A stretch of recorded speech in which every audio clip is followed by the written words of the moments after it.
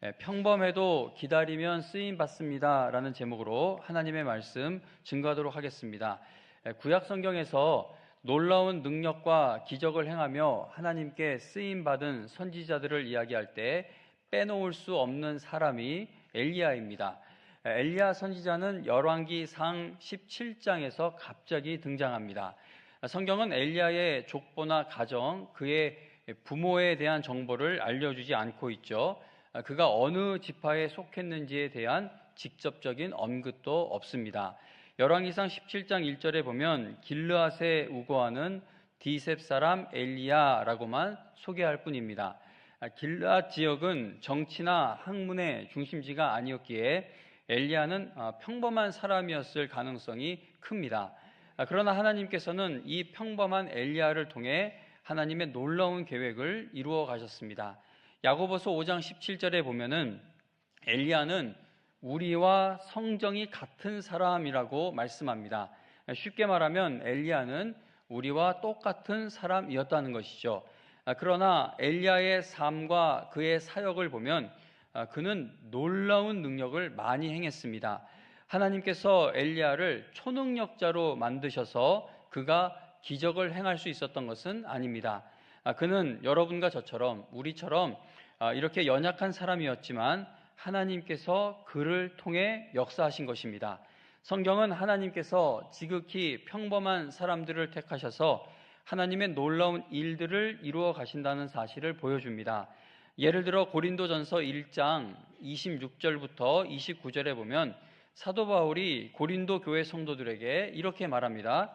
읽어드리겠습니다. 형제들아, 너희를 부르심을 보라. 하나님께서 너희들 부르신 것을 생각해 보라는 겁니다. 육체를 따라 지혜로운 자가 많지 아니하며 능한 자가 많지 아니하며 문벌 좋은 자가 많지 아니하도다.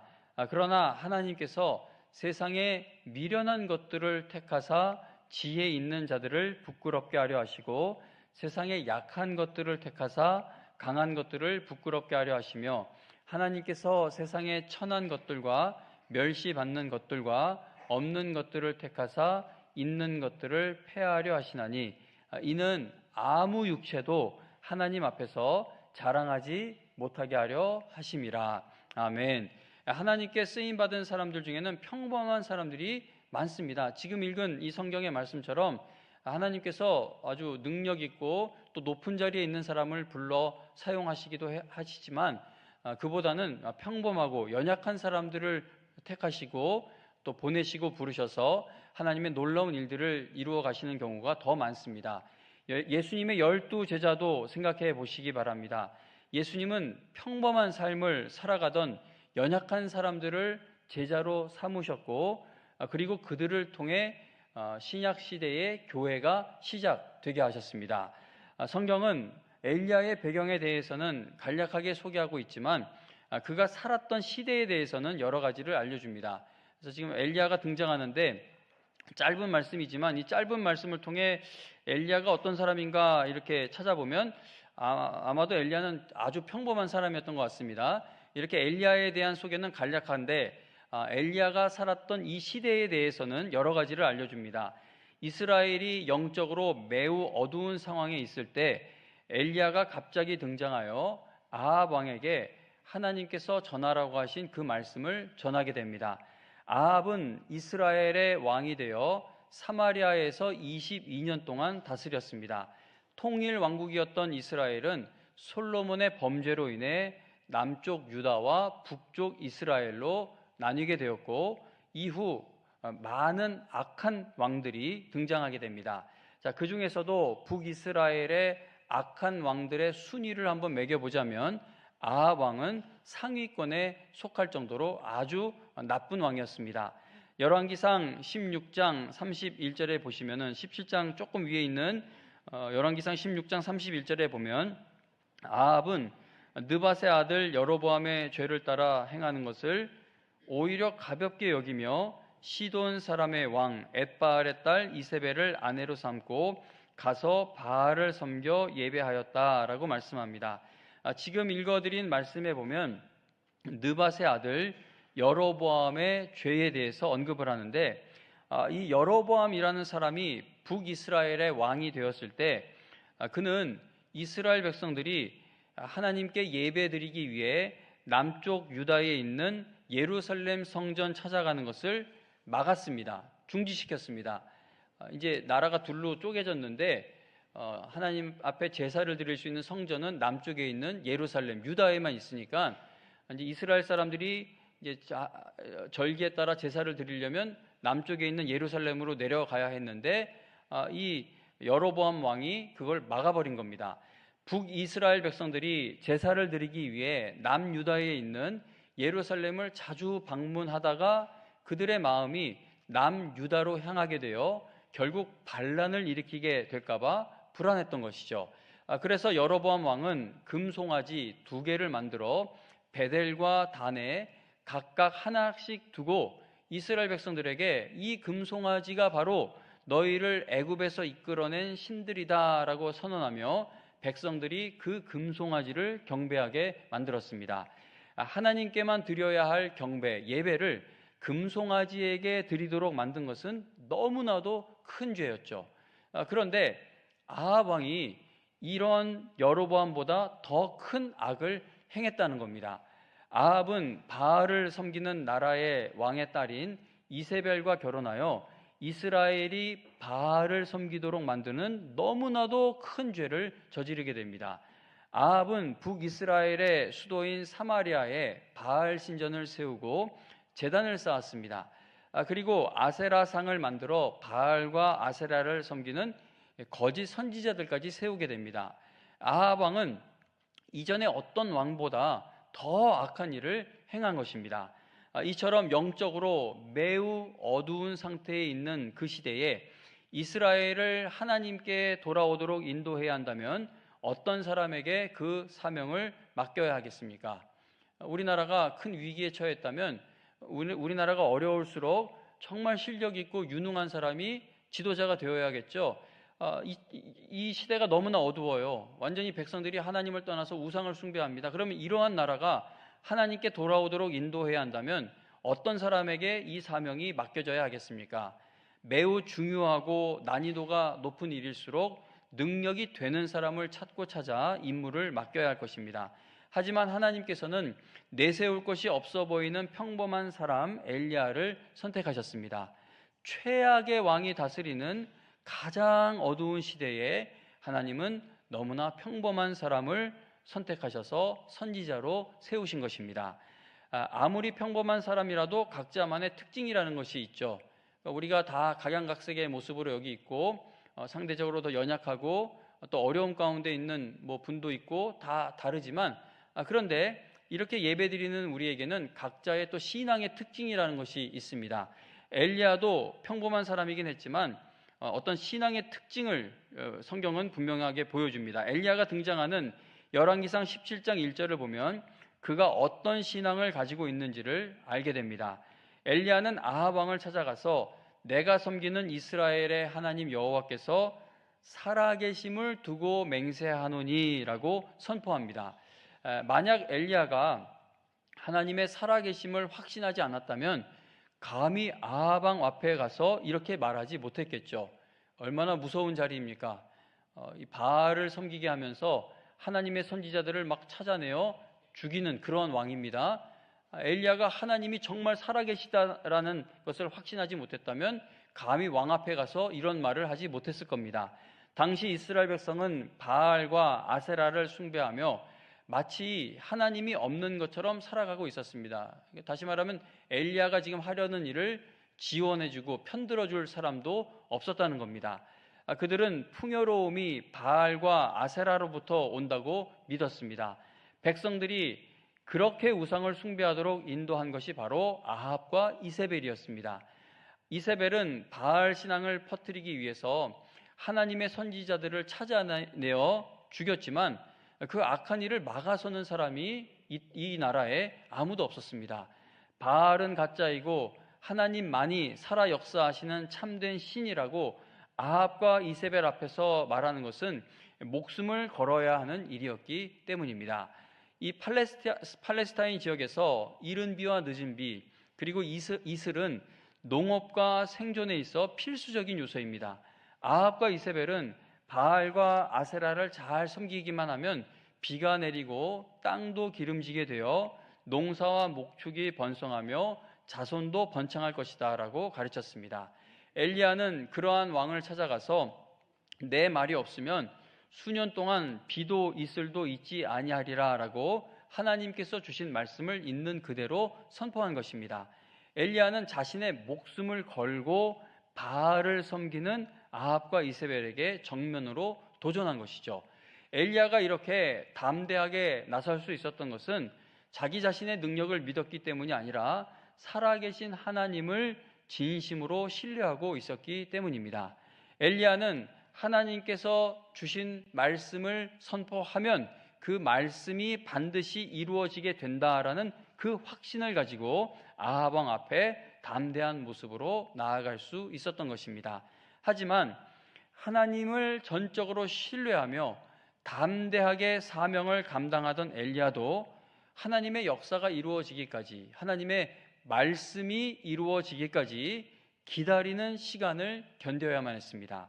하나님을 전적으로 신뢰하며 믿음으로 나아갔던 성경의 인물들을 보면 그들은 모두 기다리는 시간을 견뎌야 했습니다. 예를 들면 아브라함은 하나님의 말씀을 붙들고 믿음으로 여정을 시작했지만 어디로 가야 할지도 모르는데 하나님이 가라고 하시니까 그 말씀만 의지하여 그 여정을 시작했지만 그 약속이 이루어지기까지 오랜 시간을 기다려야 했습니다. 노아, 이삭, 야곱, 요셉, 모세, 다윗, 다니엘, 선지자들, 또 예수님의 제자들, 사도 바울 등 하나님께 귀하게 쓰임받은 사람들은 모두가 그들이 크게 은혜받은 하나님의 말씀이 성취되기까지 끝까지 인내하며 기다리는 시간 속에 있어야 했다는 겁니다. 하나님께서는 연약하고 평범한 사람들을 부르셔서 하나님의 일꾼으로 세우십니다. 그런데 하나님의 부르심을 받은 사람들은 모두 기다림의 훈련을 거쳐야 합니다. 아무리 연약하고 평범한 사람이라도 하나님을 끝까지 기다리면 반드시 쓰임받게 된다는 사실을 성경에서 확인하게 됩니다. 열왕기상 17장 1절에서 등장하는 엘리야의 모습은 강하고 담대하죠. 우리가 읽은 본문의 엘리야의 모습이 얼마나 멋있습니까? 그는 평범한 사람이었기 때문에 그가 담대한 믿음으로 최고 권력자 앞에서 하나님의 말씀을 거침없이 전하는 모습이 더욱 멋있어 보이는 것 같기도 합니다. 큰 힘 있는 군대를 이끌고 와서 이렇게 하면은 그래도 저 정도 권력, 군사력이 있으니까 저렇게 말하는구나 라고 생각할 텐데 이건 도대체 뭘 믿고 이러는 걸까 싶을 정도로 아무 배경이 없습니다. 평범한데 담대하게 이야기하니까 이게 엘리야가 정말 강하고 담대한 멋있는 사람이구나 그렇게 보여지는 것 같습니다. 그러나 1절 이후에 이어지는 말씀을 보면 엘리야는 곧바로 기다림의 훈련을 받게 됩니다. 엘리야는 아합 왕을 찾아가 앞으로 몇 년 동안 자신의 말이 없으면 이슬도 비도 내리지 않을 것이다 라고 선포했습니다. 이것은 하나님께서 아합 왕과 이스라엘을 징계하시겠다라는 공개적인 경고였습니다. 그래서 엘리야는 아합 왕에게 언제 붙잡혀 죽을지 모르는 위험한 상황에 처하게 됩니다. 이제 엘리야에게 어떤 일이 일어나게 되는지 열왕기상 17장 2절부터 7절을 보시기 바랍니다. 우리가 1절 말씀을 읽었는데 이어지는 2절부터 7절을 읽어드리겠습니다. 여호와의 말씀이 엘리야에게 임하여 이르시되 너는 여기서 떠나 동쪽으로 가서 요단 앞 그릿 시냇가에 숨고 그 시냇물을 마시라. 내가 까마귀들에게 명령하여 거기서 너를 먹이게 하리라. 그가 여호와의 말씀과 같이 하여 곧 가서 요단 앞 그릿 시냇가에 머물매 까마귀들이 아침에도 떡과 고기를 저녁에도 떡과 고기를 가져왔고 그가 시냇물을 마셨으나 땅에 비가 내리지 아니하므로 얼마 후에 그 시내가 마르니라. 아멘. 1절에서 엘리야는 아주 담대한 모습으로 등장했죠. 그죠? 1절 보면 엘리야가 정말 큰 믿음, 담대한 그 모습으로 등장합니다. 그러나 우리가 지금 읽은 2절 이후의 말씀을 보면 하나님께서 그를 도망가게 하십니다. 1절에 그렇게 담대한 모습으로 등장을 했는데 그렇게 담대한 모습으로 나아가도록 보내셨는데, 하나님께서 그를 보내셨는데 2절 이후의 말씀에 보면 하나님께서 그를 도망가게 하십니다. 세상 사람들의 눈에는요, 근거 없는 자신감으로 큰 소리만 치고 도망간 것처럼 보였을 수도 있습니다. 하나님께서는 엘리야에게 그리 시냇가에 숨어라, 내가 거기서 까마귀를 통해 너를 먹일 것이다 라고 말씀하십니다. 엘리야는 하나님의 말씀에 순종하여 그리 시냇가로 갔고, 하나님께서는 약속하신 대로 까마귀들을 보내어 아침 저녁으로 그에게 음식을 제공해 주셨습니다. 그런데 하나님께서는 왜 엘리야를 숨어 지내게 하신 것입니까? 하나님은 비를 몇 년 동안 내리지 않게 하실 능력도 있으시고, 또 까마귀에게 명령을 하면 아침 저녁으로 음식을 배달도 하게 하실 만큼 그 놀라운 능력이 있으신데, 그런 하나님께서 엘리야가 숨어 지내도록 하게 하신 이유는 무엇입니까? 만일 하나님께서 단순히 아합과 이세벨을 제거하는 것만이 목적이었다면 엘리야가 이렇게 기다림의 시간을 가질 필요가 없었을 것입니다. 그러나 하나님은 엘리야를 그리 시냇가에 숨어 지내게 하신 후에는 또 사르밧에 있는 한 과부의 집으로 그를 보내 거기서 숨어 지내게 하십니다. 자, 만일 하나님께서 엘리야를 그저 목적을 이루기 위한 잠깐 필요한 도구 정도로 생각하셨다면 엘리야를 여기저기에 숨기실 필요가 없었겠죠. 하나님은 자연을 움직이는 분이시고, 또 하늘에서 불을 내리면 재물을 단번에 다 태우실 수 있는 그러한 능력의 하나님이십니다. 아합 왕과 이세벨을 제거하는 것이 하나님께는 요만큼도 어려운 일이 아닙니다. 누구 도움을 받아야 아합과 이세벨을 제거할 수 있는 분이 아니라는 것이죠. 하나님은 엘리야를 사랑하시기 때문에 그를 동역자로 부르신 겁니다. 혼자 하실 수 있는 일이죠. 그런데 하나님이 엘리야를 사랑하셔서 하나님의 일을 그와 함께 하시기 위해 그를 부르셨다는 겁니다. 그래서 나중에 엘리야가 탈진하여 모든 것을 포기하는 그 불신앙의 모습으로 죽고 싶어하는 심정 가운데 있게 되었을 때 하나님께서 그를 버리신 것이 아니라 그를 끝까지 회복시키셔서 끝까지 받은 사명을 감당하도록 힘을 주십니다. 엘리야가 기다림이라는 시간을 만나게 되었을 때 하나님께서 그에게 어떤 일을 행하셨는지를 자세히 살펴볼 필요가 있습니다. 왜냐하면 여러분과 우리 또한 신앙의 여정에서 하나님을 기다려야 하는 시간을 계속해서 만나게 되기 때문입니다. 우리는 하나님을 기다려야 하는 시간을 만나게 되면 하나님께서 나를 잊으신 것처럼 느껴질 때가 많습니다. 성경의 인물들도 마찬가지였어요. 아브라함을 또 한번 생각해 보시기 바랍니다. 아브라함은 하나님의 약속이 이루어지기를 오랜 시간 기다리다가 결국 자기 방법으로 하나님의 약속을 이루어 보려고 했죠. 그러니까 하나님을 안 믿은 건 아닌데 지금 이 하나님이 약속하신 것이 이루어지는 이 상황에서는 이건 하나님이 잠깐 이 일을 그냥 손 놓고 계신가 보다. 아브라함이 그렇게 생각하지 않았지만 했다는 그런 기록이 성경에 없지만 어쨌든 뭔가 하나님이 이 일을 이루어주지 않으실 것 같으니까 자기 방식대로 인간의 방법을 동원해서 하나님의 약속을 이루어 보려다가 큰 실패를 맛보게 됩니다. 극심한 고난 가운데 던져졌던 욥은 내가 여기저기 어디를 둘러보아도 하나님을 찾을 수가 없다고 말하며 깊은 고통 속에서 괴로워했습니다. 이렇게 큰 믿음의 사람들도 하나님을 기다려야 하는 시간이 찾아오게 되었을 때 괴로움을 인내하는 것에 한계를 경험할 수밖에 없었습니다. 그러니까 하나님을 기다리는 것이 여러분과 저에게만 어려운 일이 아니라 우리가 존경하고 우리가 본받아야 할 성경에 있는 그 큰 믿음의 사람들도 하나님을 기다리는 시간 속에 던져지게 되었을 때 그 괴로움을 이길 수 있는 한계를 경험하게 되었다는 겁니다. 왜냐하면 기다림의 시간이 소용없게 될 것 같은 환경과 조건이 강하게 압박해 오기 때문입니다. 그러니까 기다리면은 이건 고생 끝에 낙이 올 거야. 어떤 그런 희망이 있으면 어떻게 버텨볼 만할 텐데 아브라함이 되었던 욥이 되었던 엘리야가 되었던 이거 기다려봐야 이게 될까? 처음 1년, 2년, 3년 이렇게 기다렸겠죠, 믿음으로. 근데 계속 아무 이 일이 이루어질 것 같은 징조가 보이지 않으면서 기다리다 보면은 이게 안 될 것 같다라는 그런 압박을 받는 겁니다. 하나님을 기다리는 시간이 누구에게나 어려운 이유 중에 하나는 단지 기다리는 시간이 길기 때문만은 아닙니다. 기다림의 시간이 고통스러운 것은 외로움과 불안함을 견뎌야 하기 때문입니다. 엘리야가 어떤 환경과 조건 속에서 하나님께서 행하실 일을 기다려야 했는지 한번 생각해 보시기 바랍니다. 엘리야가 그릿 시냇가에 혼자 숨어 지내는 동안 그는 하루에 2번 까마귀들을 만나 음식을 받는 것 외에는 다른 사람을 만나지 못했습니다. 이게 얼마나 어려운 일입니까? 혼자 고립되어 있는 것, 정말 이건 마음에 어려움을 주는 일이죠. 아합에게 붙잡혀 죽지 않기 위해 숨어 있어야 하는 것도 참 마음 상하는 일인데 조마조마하잖아요. 여기 숨어 있다가 발각되면 죽는 거예요.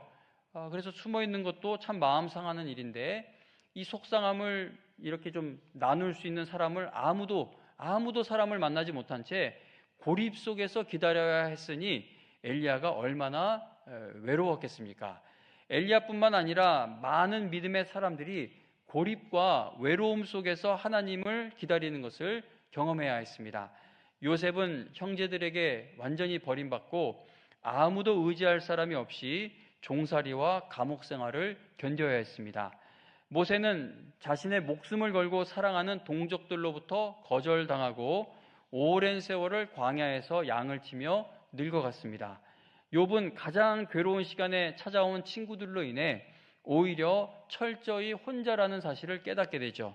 아내마저 등을 돌렸습니다. 얼마나 외롭고 두려웠겠습니까? 예수님도 제자들과 이스라엘 백성들에게 버림받으셨으며 그리고 십자가 위에서 하나님 아버지께로부터 외면당하시는 그 깊은 절망을 견디셔야만 했습니다. 바울은 자기 생명을 바쳐서라도 구원받게 하고 싶은 동족에게 거절당하며 수많은 핍박과 외로움을 견뎌야 했습니다. 이렇게 믿음의 사람들을 보면은요, 고립과 외로움 속에서 하나님을 기다렸습니다.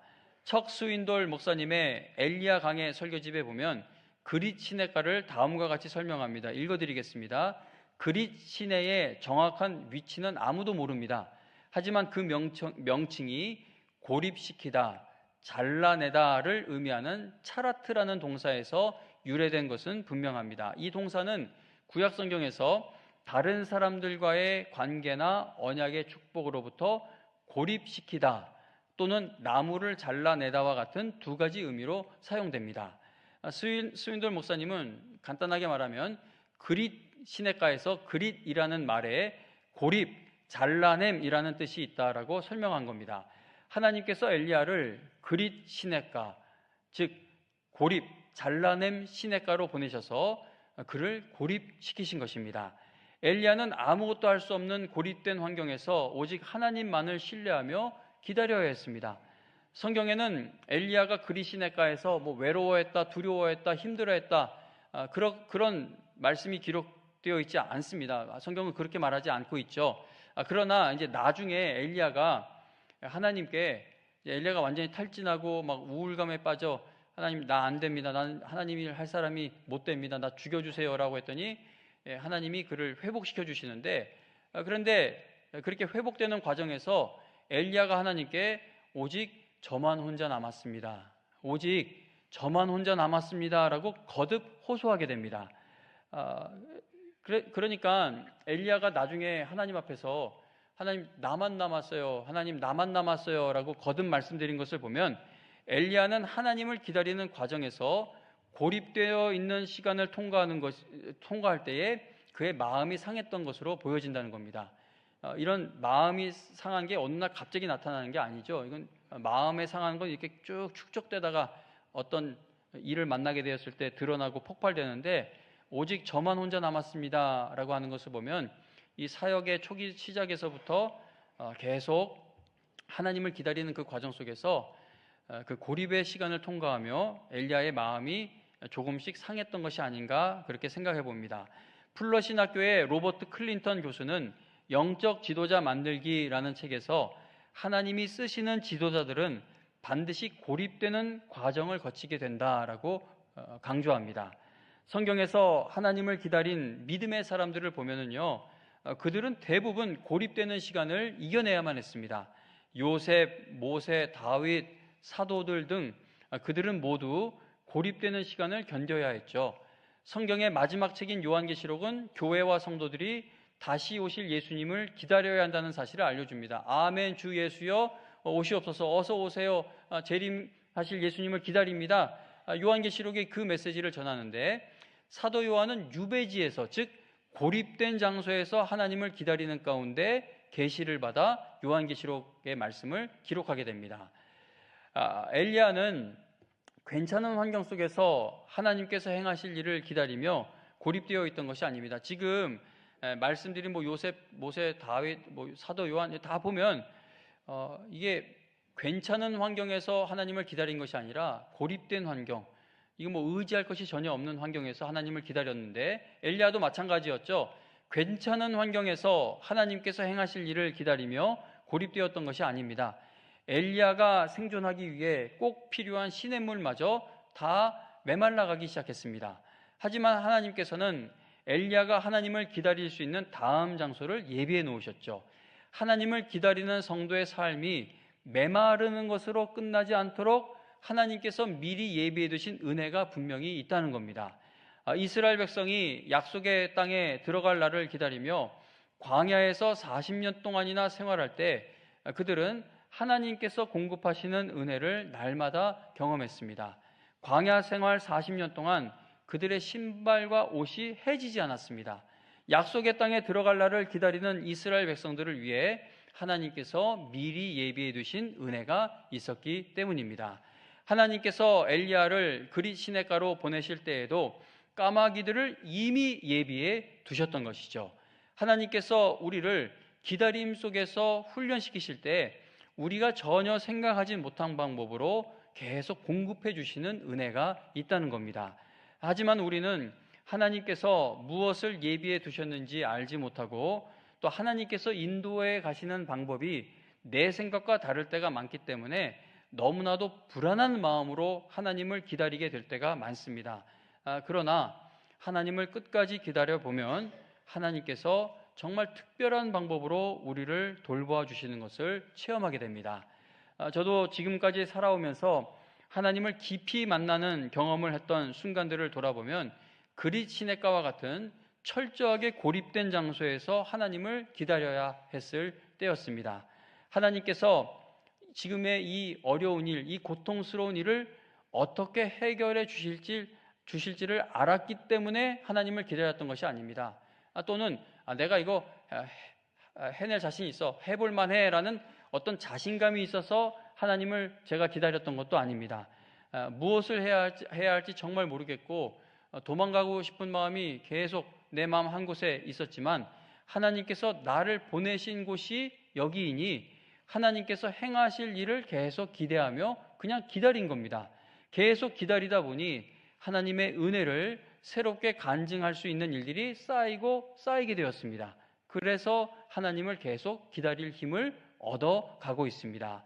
그릿 시냇가의 물이 다 메말라가도 두려워하거나 포기하지 말고 계속 하나님을 기다리면 하나님께서 반드시 새로운 길로 인도해 주십니다. 수없이 많은 절망적인 상황에 처했던 바울은 사람이 감당할 시험 밖에는 너희가 당한 것이 없나니 오직 하나님은 미쁘사 너희가 감당하지 못할 시험 당함을 허락하지 아니하시고 시험 당할 즈음에 또한 피할 길을 내사 너희로 능히 감당하게 하시느니라 라고 간증하며 외칩니다. 하나님께서 우리로 하여금 기다림의 시간 속에 있게 하실 때에는 기다릴 수 있는 특별한 은혜를 예비해 두고 그 일을 행하신다는 겁니다. 기다림의 시간을 믿음으로 인내하기 위해서는 하나님의 관점에서 인생을 바라볼 수 있어야 하죠. 하나님의 관점으로 상황을 바라보고 해석하기 위해서는 하나님의 말씀으로 우리의 마음과 생각을 계속 채워가야 합니다. 근데 하나님의 말씀으로 우리의 마음과 생각을 채워갈 때 하나님이 이 말씀을 주신 의미가 정말 이거인가, 그걸 고민하며 채울 필요가 있습니다. 성도님 여러분, 지금 우리나라에서 일어나고 있는 일을 강대상에서 꺼내는 건 100번 저에게 손해인 걸 압니다. 근데 우리 교회 분위기는 이렇게 대다수 분들이 또 지금의 상황을 이렇게 마음이 모이는 그 퍼센테이지가 한쪽으로 크죠. 저는 여러분들이 집회에 나가시고 이런 저런 의견 생각 갖는 거에 대해서 이렇게 저렇게 뭐 조언할 지식이 없어요. 뭐 역사나 정치나 이런 거에 대해서 잘 알지 못하니까 뭐 대통령이 어저께 나온 걸 보면서 하나님 감사합니다라고 할 수 있다고 저는 생각을 합니다. 또 집회에 나갈 수도 있죠. 근데 성도님 여러분, 제가 정말 요즘에 점점 더 걱정이 커지는 것은 교회가 뭐 발벗고 나설 수도 있다고 생각을 합니다. 그런데 그 앞에서 성경의 말씀을 그렇게 인용하는 것은 저에게 너무나 큰 두려움을 줍니다. 그게 이 하나님의 말씀이 과연 그 상황을 지지해주는 말씀이냐라고 질문을 해 봐야 하는데, 뭐 정치인도 유튜버들도 막 그 앞에 나와서 지금의 이 상황이 하나님이 지지해 주시는 상황임을 알리기 위해 성경의 말씀을 자꾸 인용을 합니다. 성도님 여러분, 그렇게 우리의 마음과 생각을 그런 식으로 말씀을 채우면 글쎄요, 이게 위험하지 않을까요? 잔뜩 쫄아 있죠. 이 설교를 하고 나면 양쪽에서 욕을 엄청 먹어요. 진짜 양쪽에서. 그래서 뭐 집회 어느 쪽 나갈 수 있냐 그러면은 선과 악이라는 게 있는데 어떻게 애매모호하게 얘기를 하냐라고 이렇게 말을 듣습니다. 그래서 이거는 모르겠는데 여러분들이 저보다 다 잘 아시지 않습니까? 근데 아시는데 똑같은 말을 반복하게 됩니다. 근데 무섭잖아요. 하나님의 말씀은요, 내가 주장하는 것에 이렇게 막 끌어다 함부로 사용할 수 있는 게, 하나님의 이름은 망령되게 사용할 수 있는 이름이 아닙니다.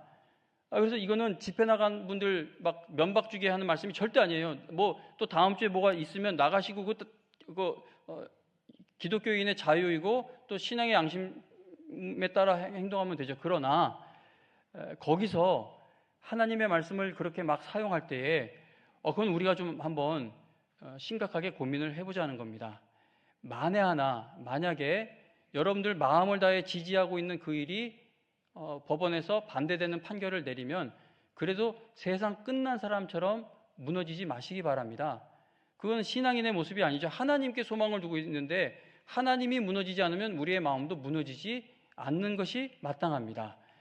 그런데 하나님의 말씀을 내 욕심, 내 생각, 내 무엇을 주장하기 위해 그렇게 변질시켜 놓으면 세상이 흔들리고 무너질 때 하나님의 말씀을 가졌다고 하면서도 무너지게 되는 겁니다.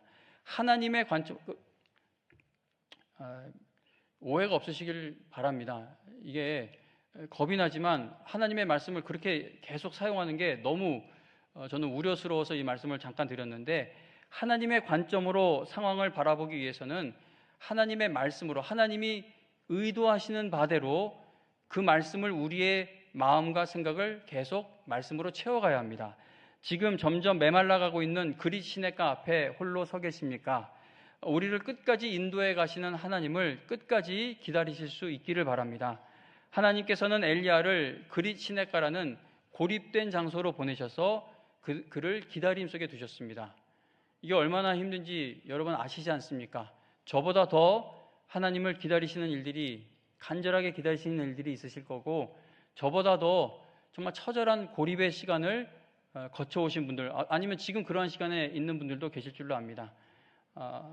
나를 도와줄 것 같은 사람도 떠나고, 내가 좀 의지해 볼 만한 사람마저 나를 외면하고, 뭘 해야 될지 모르는 시간, 정말 하나님만을 바라보라고 해서 하나님만을 바라보는데 하나님도 뭐 예배 시간에 은혜 주시는 것도 없는 것 같고, 기도를 하는데 다른 사람들은 뭘 듣는다는데 나는 듣는 것도 없는 것 같고, 그렇게 하나님을 기다리는 시간, 그건 성경의 모든 인물들에게도 힘들었던 시간입니다. 하나님께서는 엘리야를 그릿 시냇가라는 고립된 장소로 보내셔서 그를 기다림 속에 두시게 됩니다. 그리고 또 사르밧으로 보내셔서 엘리야가 하나님을 기다려야 하는 시간을 연장시켜 가십니다. 그렇게 기다리는 시간을 보낸 후 엘리야는 우상을 섬기는 선지자 850명을 물리치는 일을 감당할 수 있게 됩니다. 자, 그런데 그 후 엘리야는 또다시 하나님께서 행하실 일을 기다려야 하는 시간을 만나게 되죠. 그래서 하나님을 기다리는 시간을 통과하며 신앙이 성장하는 건 죽을 때까지 우리가 거쳐가는 과정이라고 할 수 있습니다. 엘리야는 그렇게 하나님을 기다리는 시간 속에서 하나님께서 맡기신 사명을 끝까지 감당할 수 있게 됩니다. 성도님 여러분, 가야 할 길이 보이지 않을 정도로 어둡습니까? 고립된 것 같습니까? 하나님은 살아계십니다. 그러므로 다윗처럼 여호와여 주는 나의 등불이시니 여호와께서 나의 어두움을 밝히시리이다라고 외치며 하나님께서 행하실 일을 날마다 기대하며 기도하며 기다리실 수 있기를 바랍니다.